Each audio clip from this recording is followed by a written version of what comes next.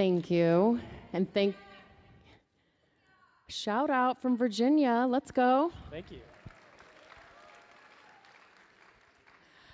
The gentleman on this stage, maybe some of you, except for our friend back there, have never heard of with respect to AAA and IRA.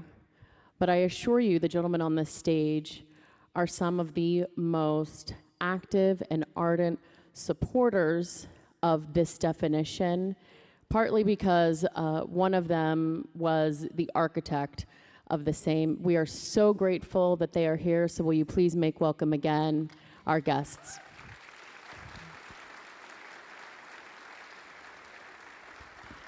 Starting with you, Ken, I know I've told you this, and to anyone who'll listen, the nickname will eventually stick. I often refer to you as the godfather of the Antisemitism Awareness Act because you were the canary in the coal mine on this issue many years ago, before it was on anybody else's radar.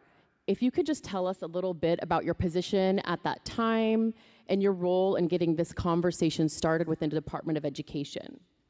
Happy to, Sandy, and great to be here and great to see so many strong friends of Israel. This is just phenomenal. And I would say nobody has been a stronger, more reliable supporter, not just of Israel in general, but of the Anti-Semitism Awareness Act, than Christians United for Israel. Nobody's more influential. Nobody's better. So thank you. Over 20 years ago, I saw the first murmurings, the first stirrings of anti-Semitism on college campuses. I was at that point the head of an agency called Office for Civil Rights at the Department of Education. And I realized that there was no civil rights protection being offered then for Jewish Americans. The idea at that point was that Jews are not a minority, that civil rights were for African Americans and Hispanics and other groups. Under President George W. Bush, I was able to get a change made so that Jews are protected under the pertinent civil rights statute. But the problem was, it's one thing for federal investigators to say, we'll protect Jewish students, but another thing to understand what is anti-Semitism. Mm-hmm. And they just failed over and over again, and for years and years would not find a single example of campus anti-Semitism, even though it was even then all over the place. So that was when I came up with the idea that the federal government needed to use a definition of anti-Semitism that would be standard, that would be solid, that could be used consistently. And the IRA working definition of anti-Semitism is the one definition that is recognized around the world, and it acknowledges that while you can criticize any country in the world, including Israel, there are certainly some forms of criticism that are a sign of anti-Semitism.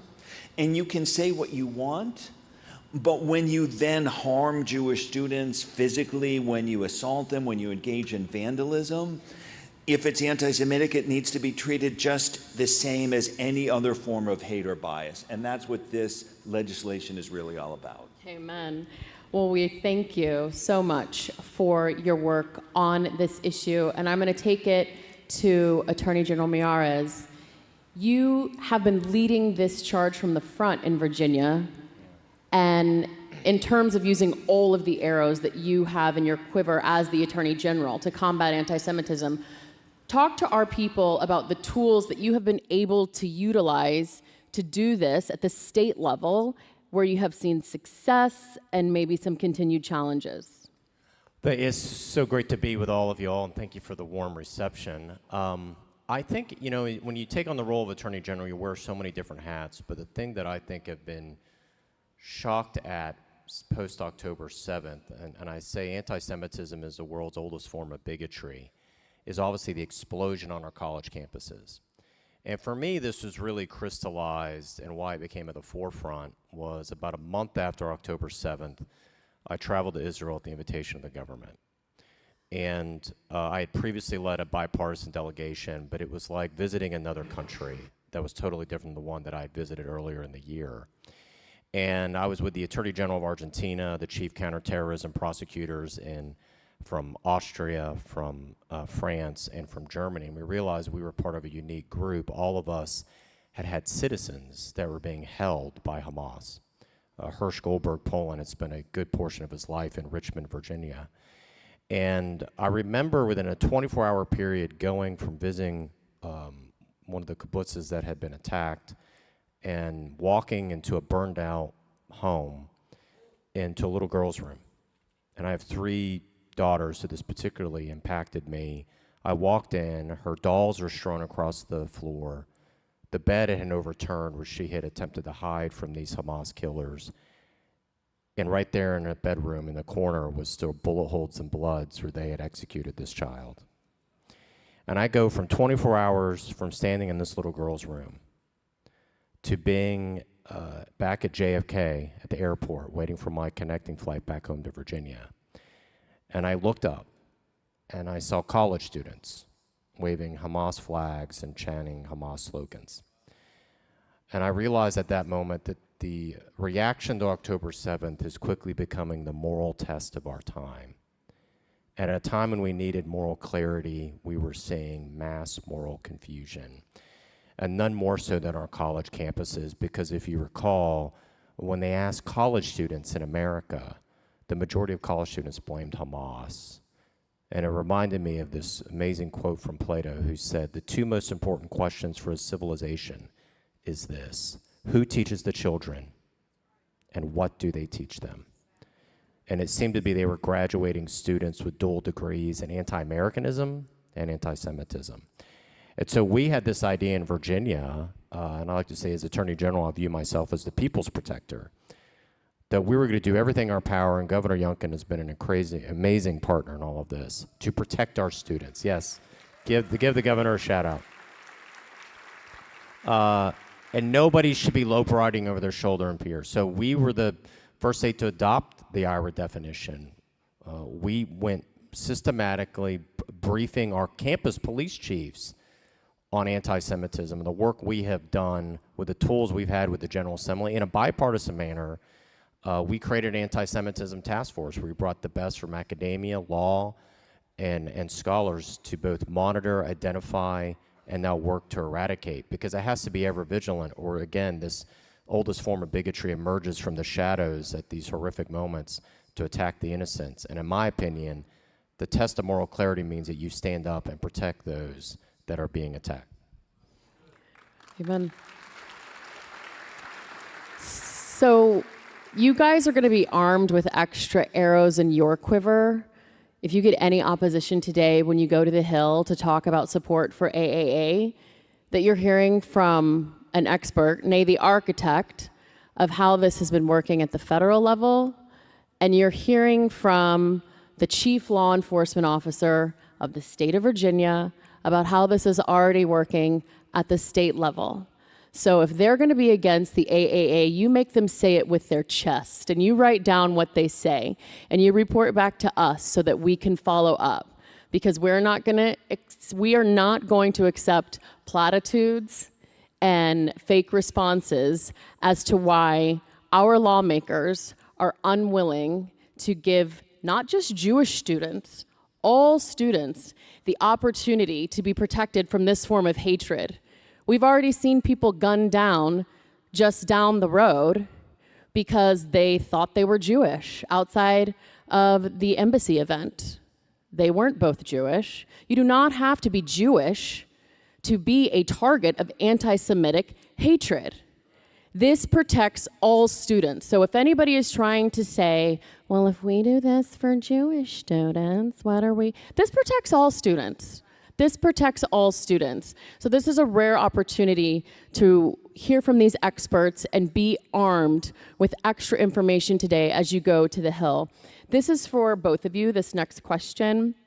I'll throw it to you, Attorney General, since you went second last time.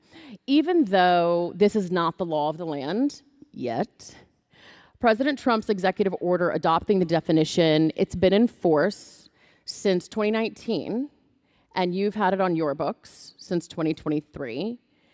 How have you specifically seen the definition help combat anti-Semitism at the state level? And then Ken, if you can answer at the federal level. It has been incredibly useful. You can't defeat what you refuse to define.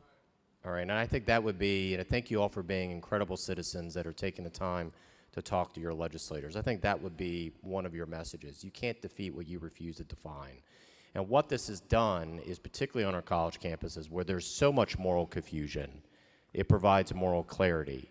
It enables me to bring in these campus police chiefs to talk about what the IRA definition. It enables me as the chief counsel for so many of these different schools to let them know that this is now part of the Code of Virginia. And so we had I won't say which school, but we've had instances of horrific cases of anti-Semitism on our college campuses.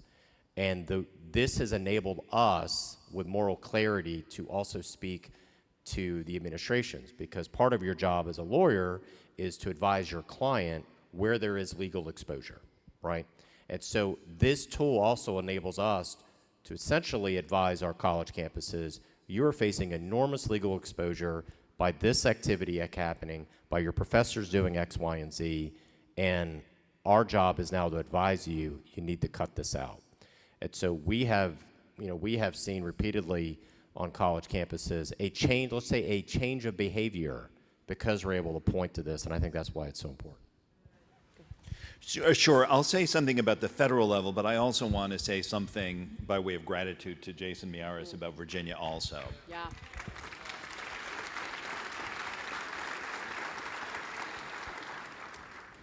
So at the federal level, having the Trump executive order means that when there are universities, and I'm going to have to call out one in particular, Harvard University, that tolerate pervasive hostility towards Jewish students, including physical assault and battery, we sued them, and we were able to force them to adopt the IRA working definition of anti-Semitism, and now to promise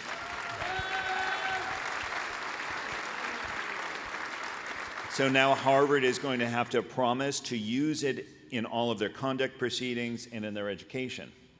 In Virginia, where the university councils for the public universities report to the Attorney General, Jason Miyares, we worked with George Mason University to integrate into its conduct code the IRA working definition, because it is part of the laws of the Commonwealth of Virginia as well as the federal government. Other university councils haven't done that around the country. I credit the leadership of Jason Miyares that we have it at George Mason University now, and hopefully that will be a model elsewhere as well. Again, this is another for the both of you. We've been working on trying to help make this the law since 2017. And what we have been surprised about, I think more recently, is that equivocation from some lawmakers that are on the right, typically on First Amendment grounds, which is funny. But what response do you have, and again, please both of you give the answer, we'll start with you, Ken, to any lawmaker, because I feel like this is going to be one of the larger things that you guys hear today in your meetings. What response would you give to any lawmaker that says, you know, we support the definition, but we're concerned about First Amendment rights if we codify IRA? They should be concerned about First Amendment rights every day of the week. I'm certainly concerned about it, and it should be a part of the way we interpret all of our laws. Now, fortunately, the overwhelming majority of Republican legislators understand IRA, they understand the Anti-Semitism Awareness Act, and they support it. But there are some who have reservations about free speech. And here's the way I look at it.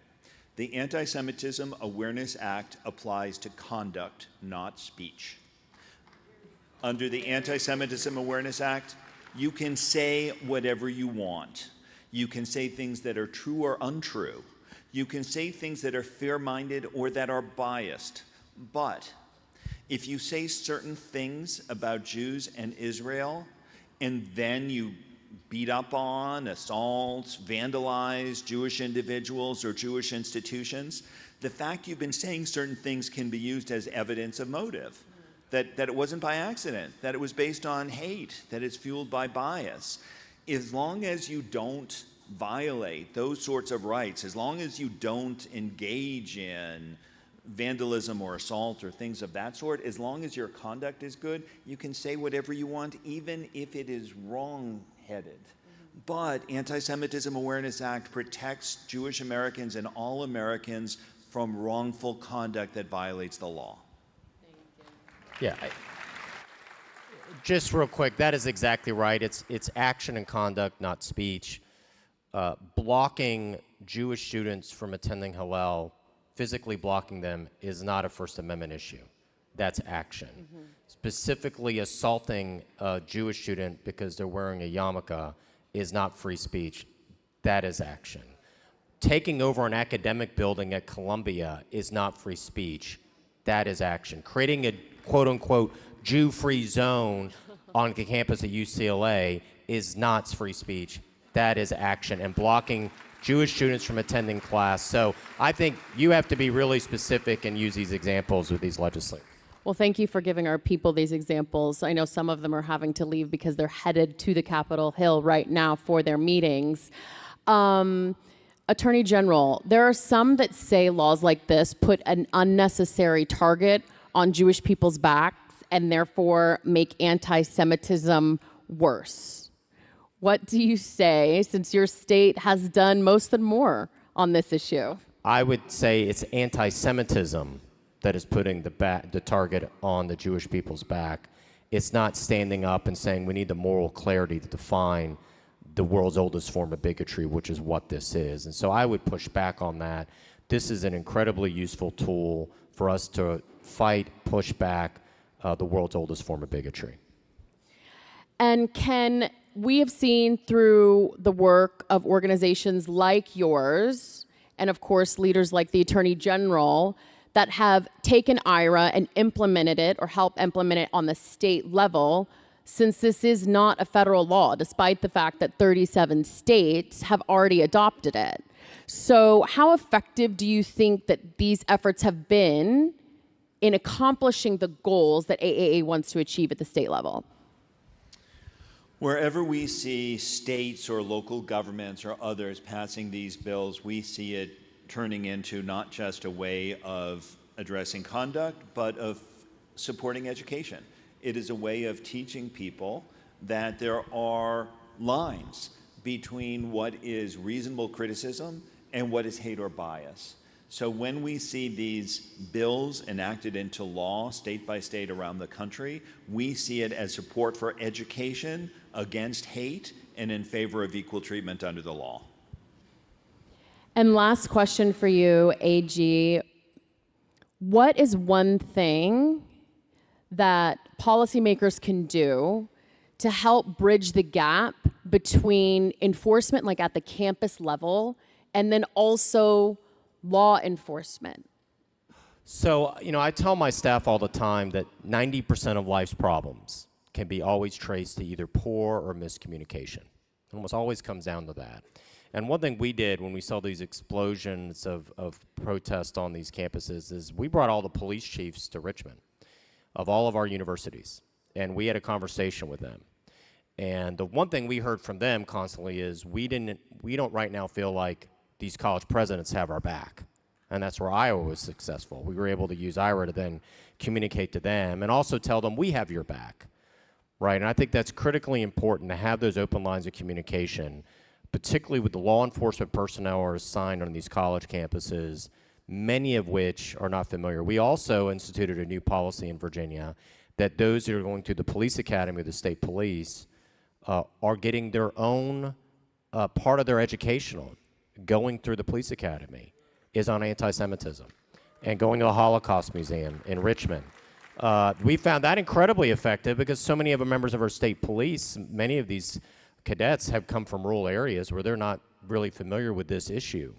And so we found that incredibly helpful. So again, that goes, the best way to fight bad information is with good information, as I tell my team, and it's our job to make sure the right information is with the right thought leaders. Thank you. And Ken, last question for you. At CUFI, we have also been working at the state level to get IRA codified within the codes of conduct on school campuses, even K through 12. And ladies and gentlemen, Ken was gracious enough to work with me on language at the state level in the state of Texas, and I am happy to say that Governor Abbott signed that into law last month.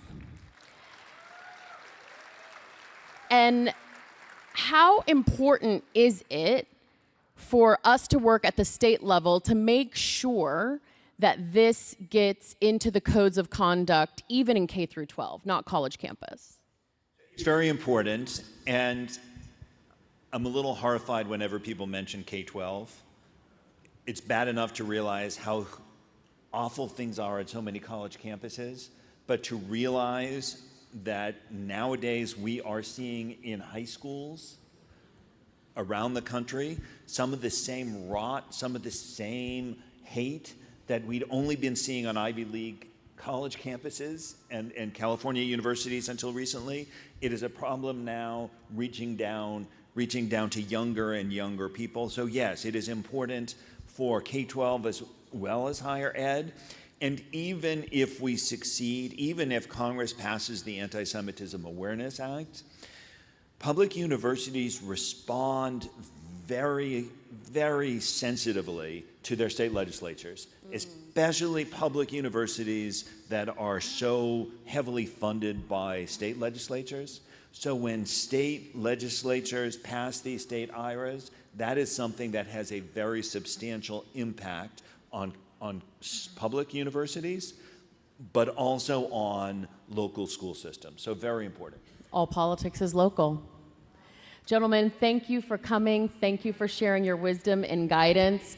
Members of CUFI, you have extra arrows in your quiver as you face Capitol Hill this afternoon on this issue, and let's see if we can't finally get this done this year. Thank you.